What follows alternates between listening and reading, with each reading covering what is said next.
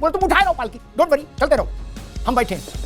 बोले कब तक? बोले हम तुमको भाजपा में बचाएंगे, भाजपा ही खा नहीं जाएंगे तुमको। वो लोग पैदा हुए हैं सीएम बनने के लिए, हम पैदा हुए हैं गुलामी करने के लिए। जान दे देंगे मुसलमान हम तुम्हारे लिए, हम गोली चलाए तुम्हारे लिए अयोध्या में। मुसलमान ने धीरे से कहा चाचा हमको डिप्टी चीफ मिनिस्टर भगा उसको, हमको बेरोजगारी मंजूर है, हमको जहालत मंजूर है, गरीबी मंजूर है, पंचर मंजूर है, मगर हमारी जिम्मेदारी है कि हम भाजपा को हराएंगे। हमें मालूम है टेंडर उठाए हुए बिहार में भाजपा जितवाने के लिए, क्यों परेशान? हमारा टेंडर पैसा मिल जाएगा। यार 18% वोट वाले से फालतू उठवा रहे हो।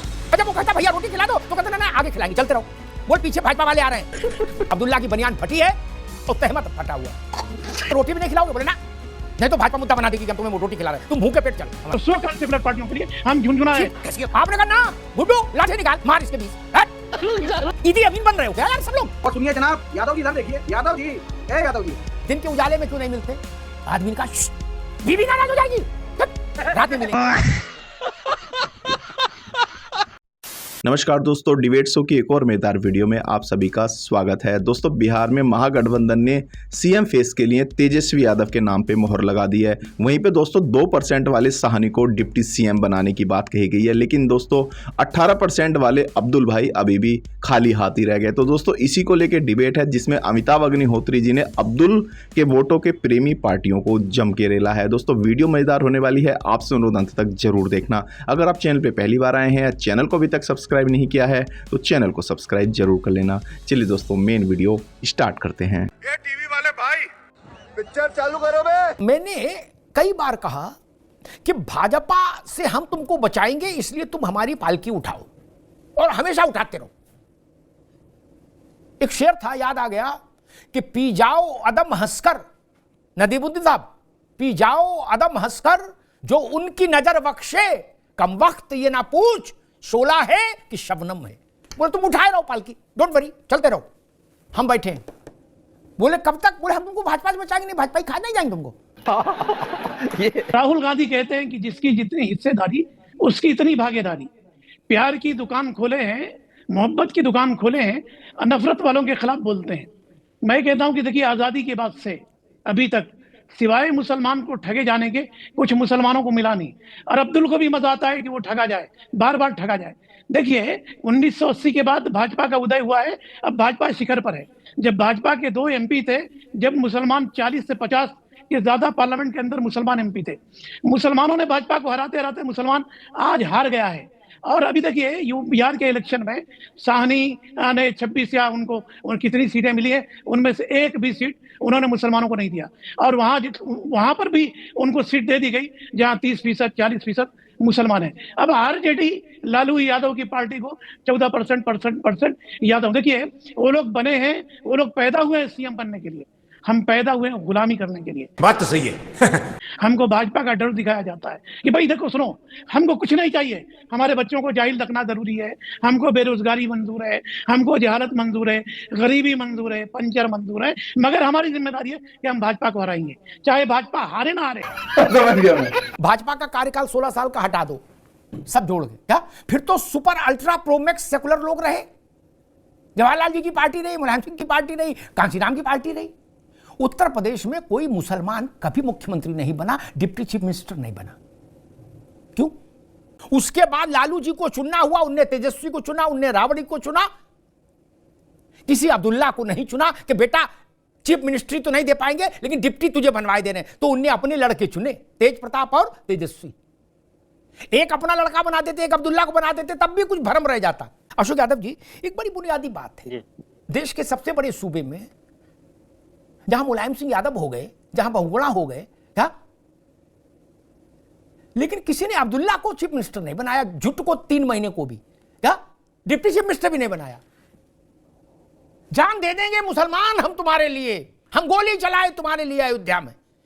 मुसलमान ने धीरे से कहा चाचा कोई नहीं चलाया। एक रुक जाओ भाई, मुसलमान ने धीरे से कहा चाचा हमको डिप्टी चीफ मिनिस्टर भगा उसको, भागा लोगे, तुमको भाजपा से बचा रहे हैं। और सच्चाई है अशोक भाई, आप भी इस बात से सहमत होंगे दिल से कि भाजपा को, मुसलमान भाजपा को हराओ, ये मुसलमान के कान में जो मंत्र आप लोग फूंकते रहे, उस मंत्र का उल्टा असर होता रहा। भाजपा फलती फूलती रही और मुसलमान हारता चला गया। पहले तो मुसलमान को भाजपा में प्रतिनिधित्व नहीं मिलता था क्योंकि वो भाजपा को हराते के लिए बैठे थे। सीधी सपाट बात तो यही है, मैं आडंबर तो करता नहीं। अब तो स्थिति हो गई सपा बसपा कांग्रेस तृणमूल, उन्होंने भी मुसलमानों से पर्देदारी शुरू कर दी। बोलो ना ज्यादा नहीं, ज्यादा नहीं, क्रिया की प्रतिक्रिया हो जाएगी। क्या जिसको डिप्टी सीएम घोषित किया उसकी आबादी 4% उसकी जात की, और उसने भले आदमी ने एक भी मुसलमान को टिकट ही नहीं दी। बोले नहीं मुसलमान टिकट के लायक नहीं।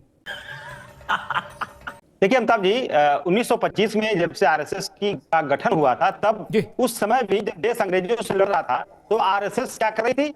हिंदू को मुसलमान खिलाफ, मुसलमानों को हिंदू खिलाफ भड़का रही थी। आजादी के आंदोलन में कोई भूमिका नहीं थी विशेष तौर से। आज भी मुलायम सिंह यादव क्या कर रहे थे ये तो बता दीजिए महाराज। आप लोग कहां चराते घूम रहे थे उस वक्त? इसको बीच में कौन बोल रहा है अमिताभ जी? इसको जी एक मिनट अभी उनकी बात है जी अशोक जी। हमें मालूम है टेंडर उठाए हुए बिहार में भाजपा जितवाने के लिए, क्यों परेशान हो? तुम्हारा टेंडर पैसा मिल जाएगा, भाजपा ले दे देंगे। मेरा निवेदन आज का उसमें नहीं कि संघ का जन्म कब हुआ और कब आजादी रहे, मेरा सिर्फ इतना 4 बार सपा के हाथ में चीफ मिनिस्टरशिप रही, एक बार मुसलमान को क्यों नहीं बैठाला? 75% अपने पास रखते, 25 तो उनको देते यार। वैसे ही लालू यादव 35 साल से सत्ता की राजनीति कर रहे हैं, एक भी बार अब्दुल्ला नहीं मिला उनको। पश्चिम बंगाल एक भी बार मुसलमान नहीं मिला किसी को। इसमें तो आरएसएस नहीं आ गई ना बीच में भैया। अगर आप एक बार मुलायम सिंह जी किसी मुसलमान को चीफ मिनिस्टर बना देते तो आरएसएस वाले क्या कर लेते? अशोक जी प्रश्न ये है आज की बहस। अमिताभ जी देखिए, नेताजी की सरकार में या ममता दीदी की सरकार में या लालू यादव जी की सरकार में मुसलमान समाज के लिए क्या सुविधाएं थी, क्या सहूलियतें थी, कैसे उनका जीवन यापन सुगम था, ये उस समाज से पूछेंगे, वो ज्यादा बेहतर बता पाएंगे। यहाँ एक दलाल को बैठा के आप पूछेंगे तो उल्टा बताएगा। अच्छा, मैंने तेजस्वी यादव को सुना, उनका और भी बनाए जाएंगे और वक्त पे बताया जाएगा।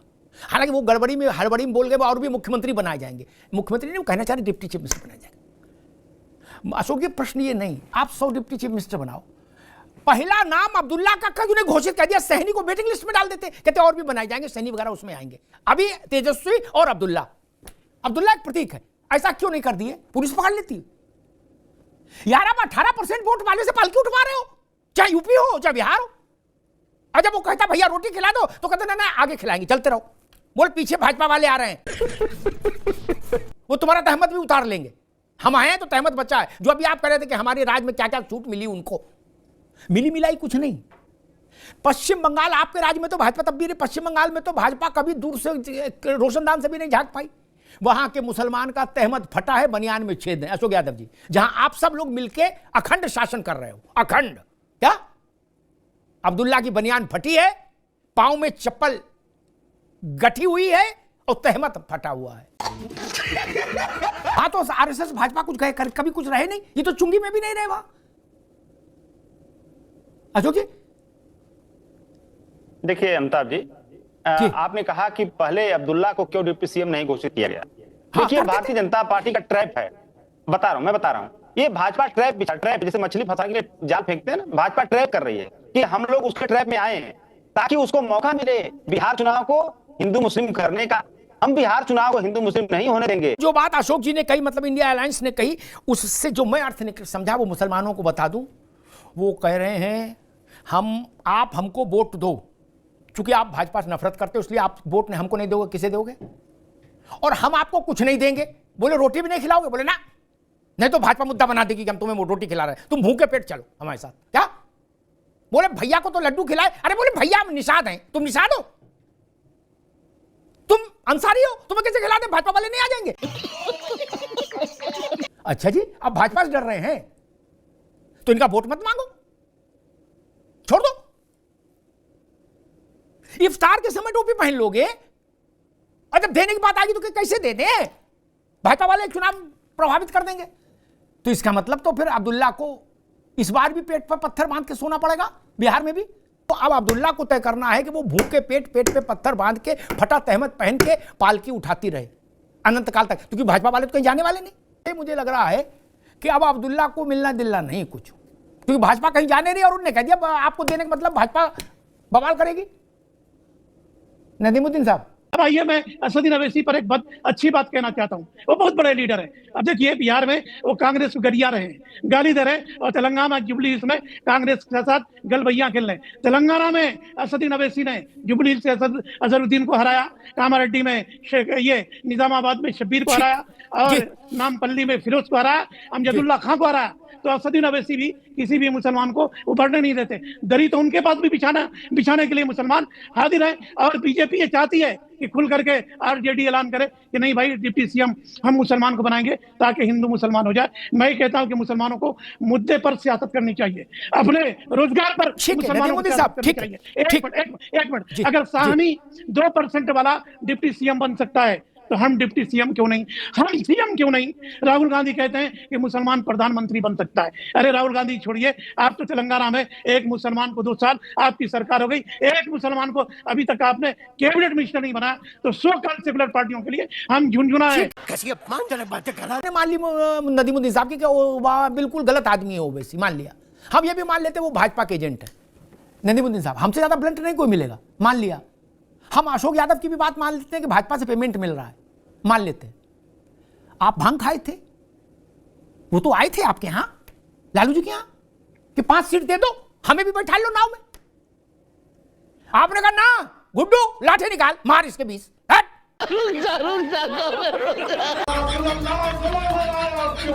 ऐसे किया ना। और फिर नदीमुद्दीन साहब जैसे आलिम लोग ये कह रहे हैं कि लालू यादव के यहां से अपमानित होने के बाद ओवैसी को गंगा में डूब जाना चाहिए था, चुनाव नहीं लड़ना चाहिए था। गजब बात कर रहे हो यार। हम साथ नहीं बैठा लेंगे लेकिन तुम चुनाव नहीं लड़ोगे।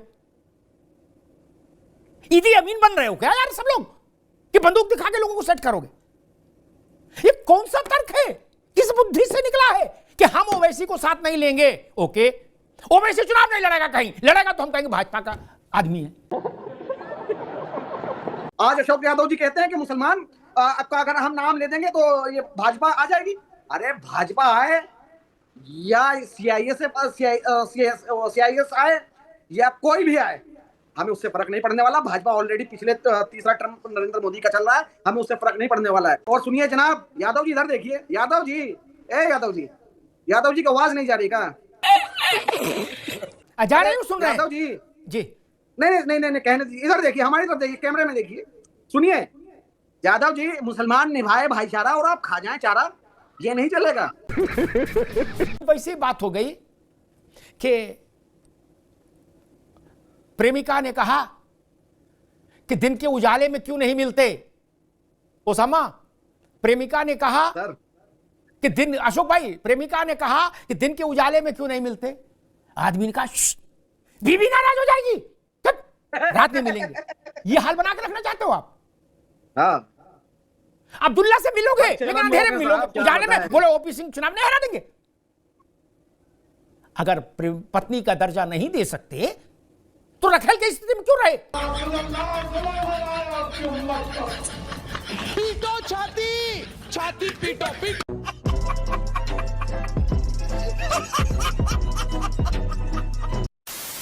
तो दोस्तों इस वीडियो में इतना ही। अगर आपने वीडियो अंत तक देखी है तो उम्मीद करता हूँ आपको वीडियो पसंद आई होगी। वीडियो के बारे में आपकी जो भी कोई राय है कमेंट्स करके जरूर बताएं। वीडियो को अंत तक देखने के लिए आप सभी का बहुत बहुत धन्यवाद। ऐसी मजेदार वीडियो देखने के लिए चैनल को सब्सक्राइब करना बिल्कुल ना भूलें। चलिए दोस्तों, मिलते हैं जल्द अगली वीडियो में, तब तक के लिए जय हिंद, वंदे मातरम।